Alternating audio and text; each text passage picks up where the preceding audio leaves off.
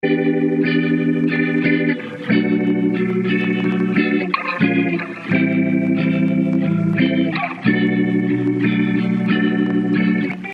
and welcome back to my channel. I'm Julie. This is Julie Sews Her Own Clothes. It's been quite a busy week this week, so I've got lots and lots going on, and I just wanted to try and capture some of that on a quick vlog before I get stuck into work. I've just took a little video of what I'm wearing because I'm sitting down today and you couldn't really see what I've got on, so I'm going to add a little bit of footage to show you what I'm wearing. Today I am wearing my rather sloppy, comfortable Marlowe cardigan, which is nice and snug, and I'm wearing it with a ready to wear little meshy type blouse, and I have my little earline skirt that I made. It's got a little, I don't know if you can see, but it's got a little invisible zip, which is not quite invisible, but is almost invisible. I quite like that, it's showing a little pop of pink there. But this is the little skirt from the Sew & Bee modern wardrobe, and it didn't come lined, so I put myself a little lining on because it's a boucle fabric. It's very loose weaved, and potentially even with nice warm tights on it can be a little bit scratchy, but it is so comfortable with the little lining that I put on it. I am wearing it with some shoots. Shoots, I mean, that's a new word. They're not quite shoes, but they're not quite boots either. So I'm wearing my shoots as a transitional footwear. Okay, so what have I been up to? When I last vlogged, I'd made my Fernbird dress, which was from the Sewing Revival, a New Zealand pattern company. I loved the dress, but I'd upsized and it didn't really feel as comfortable as it could have, should have. So I'm just going to sort my wonky camera out first. What I did, I made a little belt with it, and it felt less of an issue that I'd made it too big, but it was still bothering me. So I released the vlog, I think it was last Monday, and that evening I just thought, I sat and unpicked the side seams, took all of the overlocker stitching out, took the side seam stitches out, and I resized it because I felt the dress just needed that, so I would be able to wear it quite a bit. I haven't done any footage yet, so I will attempt to get some footage of that dress and add it in. It definitely is much more wearable. I wore it to work the other day and I wasn't tugging. I noticed on the last video I was constantly pulling the dress about. It's much more comfortable and I can wear it without thinking about it now. I also got so excited about that sewing pattern. I really did love the style of it, and actually the simplicity of how quick it was to make up. If you kind of don't mind too much about the gathering, I know some people are not keen on doing lots of gathering, it doesn't really bother me, but I made dress number 2 and I sized it completely the correct size. So everything is the correct size on that one, and the fit is so much nicer. And again, I need to get some footage to add in, but I made it in this gorgeous fabric. I don't know if the camera is picking it up, but it looks like a denim. Now, you know, my intention was to make a denim version of that dress, and I still intend to do that, but I like that this has got little ferns on, so it's kind of, you know, the Fernbird pattern made in a fabric with ferns. And it's, I'll put the composition of the fabric up because I haven't got that in front of me either, but this came from a StaceyJsStudio subscription box, which I think arrived in January last year. And I looked at it and thought, oh, it's gorgeous, but I didn't know what to make with it. So it sat there in my stash, just down here. I think it's lived for best part of the year. And I just woke up one morning and went, that's the fabric. I've got to pull that fabric out and I've got to give it a go. So I think it was last Tuesday. That was sewn up about 5:30, 6 o'clock in the morning. And that was my early morning sew project. And by midweek, it was completed. I'll try and get you some footage for that. I then didn't really get a lot of time to do much sewing. It was such a busy week last week for all kinds of reasons. But I did manage to order myself some new knives for my overlockers. Now I've got my Juki twins, which is my sewing machine and my overlocker are both Jukis, and I absolutely love them. But I also have a Necky overlocker, which I purchased from Aldi, which is just a local supermarket shop here in the UK, a chain of stores I think around Europe. And they have like a middle aisle, which they have lots of household goods and they rotate them regularly. And I purchased a Necky overlocker for, I think it was about £120 when I first started to learn to sew. And thought, oh yeah, I want my inside hems to look as nice as the outside of the garment. So I invested in my little Necky and upgraded that. Was it last year? I don't know. I used my birthday money, upgraded it, got my, but they have both got blunt knives, blades on them now, because I work them both quite a lot. And the last time I used the Necky, I think I was using quite a thick jersey fabric, which yeah, kind of it started to tear rather than cut.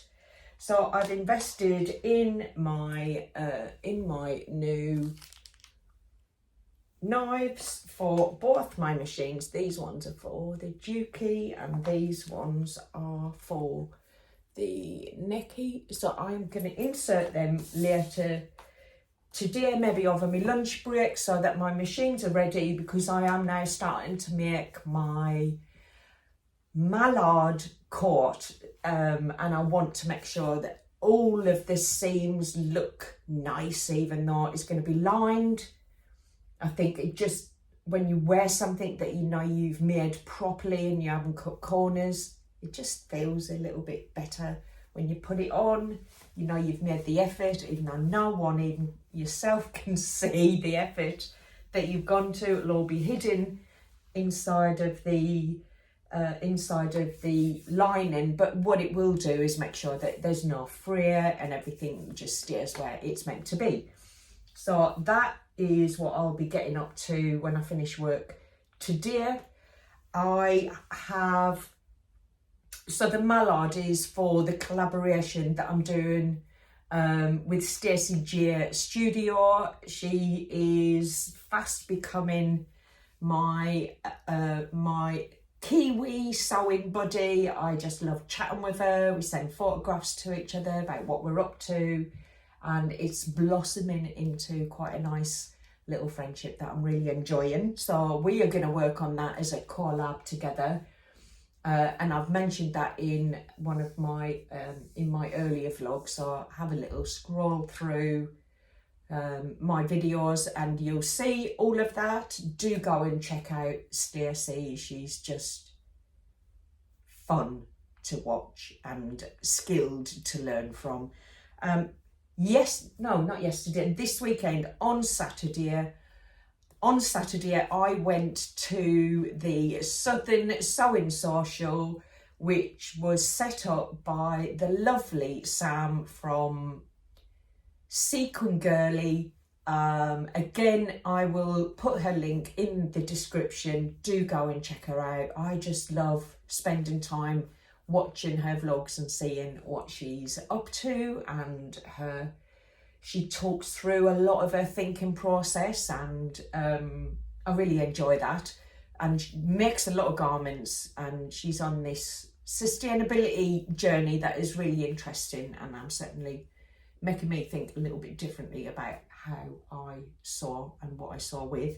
But at the social, it was the first time I'd actually sat with a lot of other sewists. It was such a lovely experience, I have to say. I left here at 7:30 in the morning and drove for just shy of 2 hours to actually get to the event, but boy was it worth it. And I was really surprised actually that I hadn't been the sewist who drove the furthest. And the wonderful lady from, and I can't remember her name, so I'm going to stop and I'm going to check it out. Okay, so the lovely Laura from Carpe Diem Stitcher, I think it is, and if it's not that, I will put it in on the screen for you to see, because she's a vlogger that I've only just come across very recently.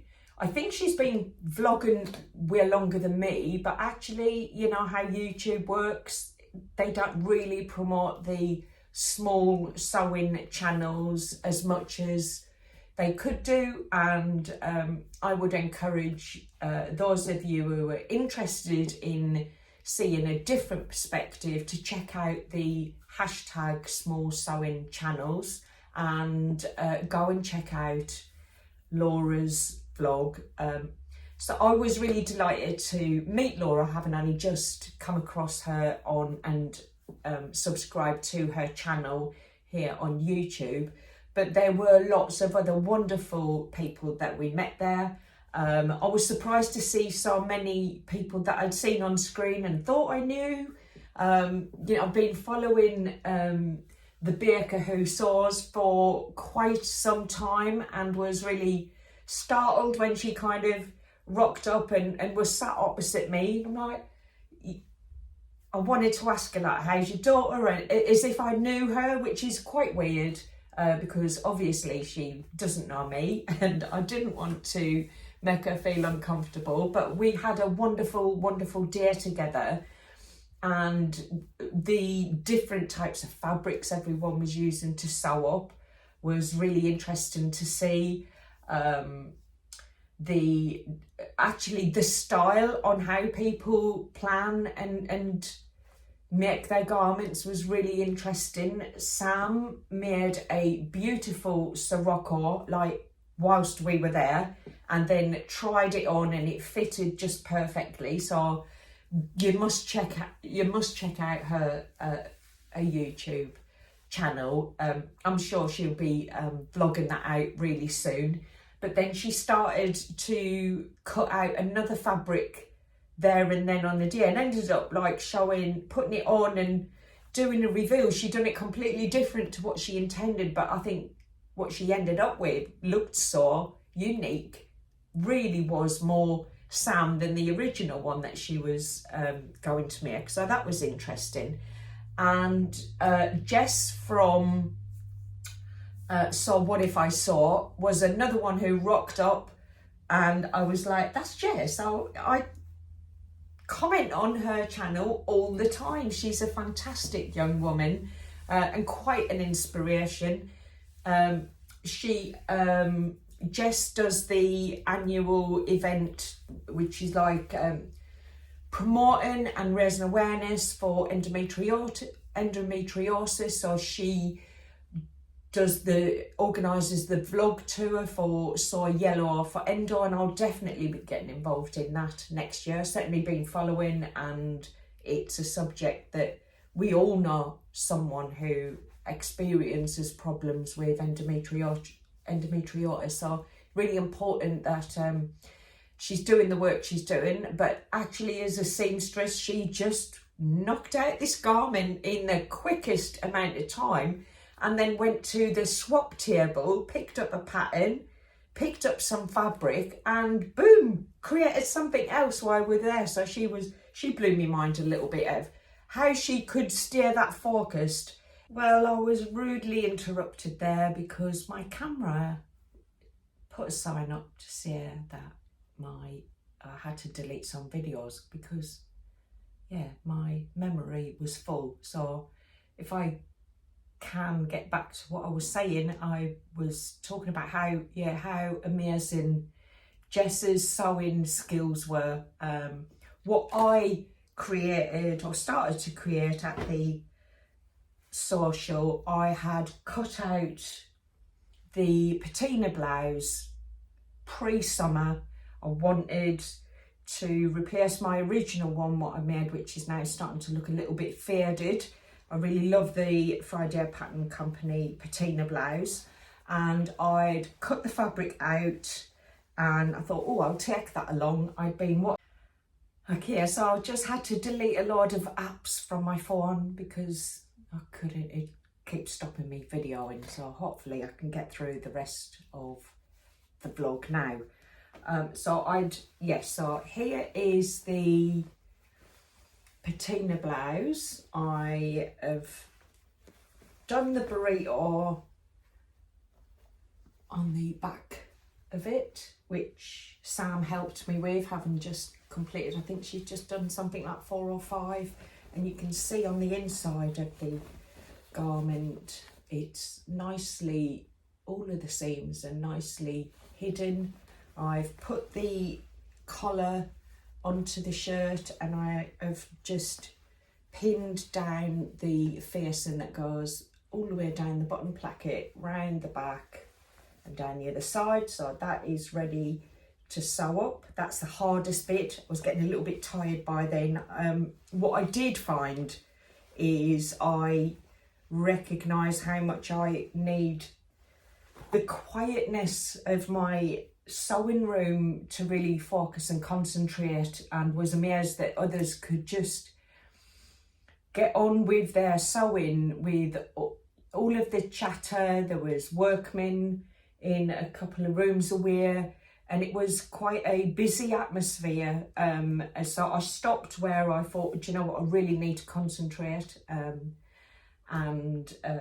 So I will be finishing off my patina blouse at home where it's nice and quiet, and that placket that goes all the way around needs a little bit of focus. So that will be on my sewing machine this week, and hopefully I can get that done.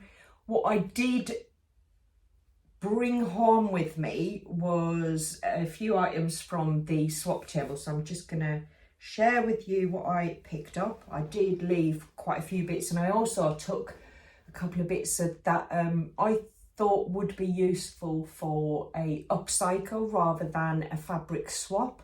So I took a coat that I no longer wear and a really lovely lace type full length cardigan that it's just too small for me, but it's a bit of a vintage garment and I didn't want it to go to waste. And yeah, it'd be interesting to see if anyone picks them up and does anything with them. But what I did pick up was this fabric. Now I haven't had a chance to haven't washed it yet. I'm sure it's been washed, but I don't know how long that's been in someone's stash. But it's a lovely pattern. I actually think this feels like it's got some kind of viscose quality to it, but I don't know what I don't know the actual makeup of the fabric, but I think that would make a really lovely blouse. And I'm really quite keen to do another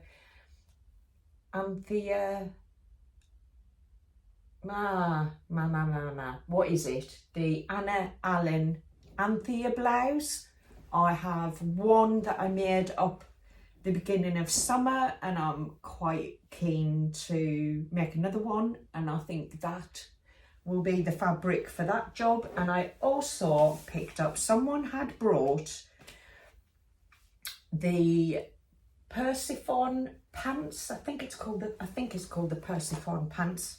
I will put a link in for it, but someone who went to the last the first sewing social that Sam had set up, this was number 2 that I went to, had taken a garment that they'd cut out and just decided they didn't want to sew it up. And I'm like, I think I could give that a go. It looks like something that's on my agenda anyway. So this is, I'll show you the pocket. It's a gorgeous dark indigo denim. It's quite, I think it's probably around about an 8 to 10 ounce fabric.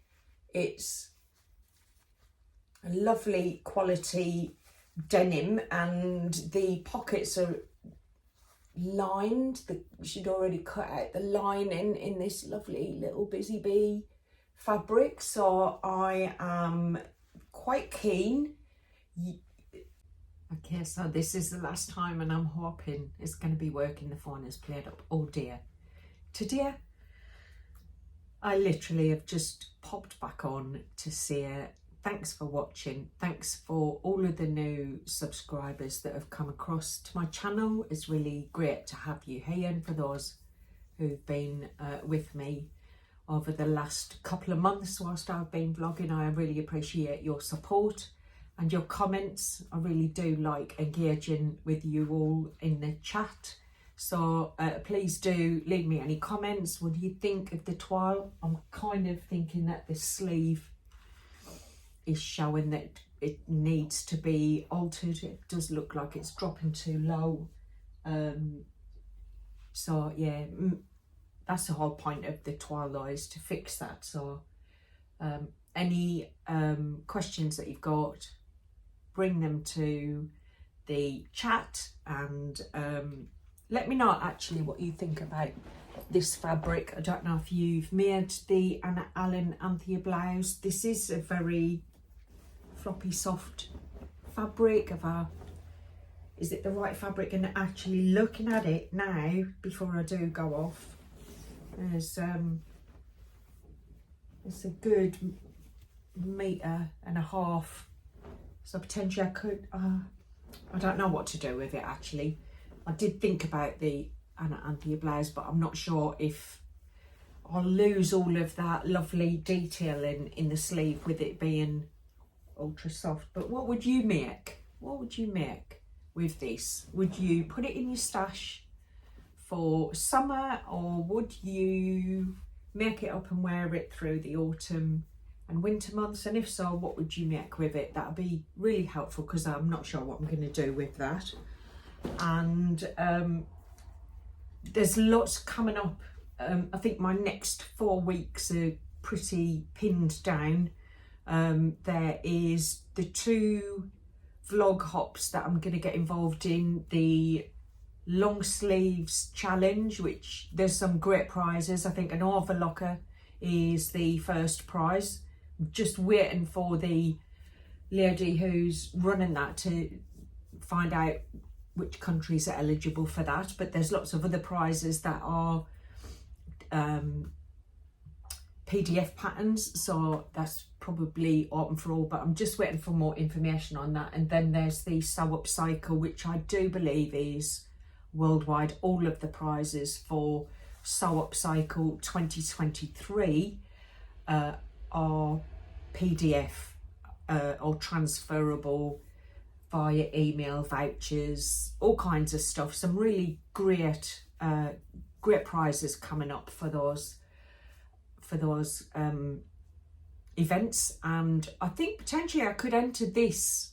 I can't enter either of them because I'm part of the vlogging team, but if I was entering, I could use the jacket that I'm making for both, because one, it's got long sleeves, and 2, it's upcycled because it was a curtain until I cut it up the other day. So I think what I'm going to do in the vlogs is share the types of things that I have made or I am making that I would be able to enter the competition with. And there's lots of vloggers doing the same thing, so we get as many ideas out there as possible for you to have a go and get involved. So that will be coming up soon. I've got another sewing social coming up this month, which is actually in Essex, and I'm really looking forward to that.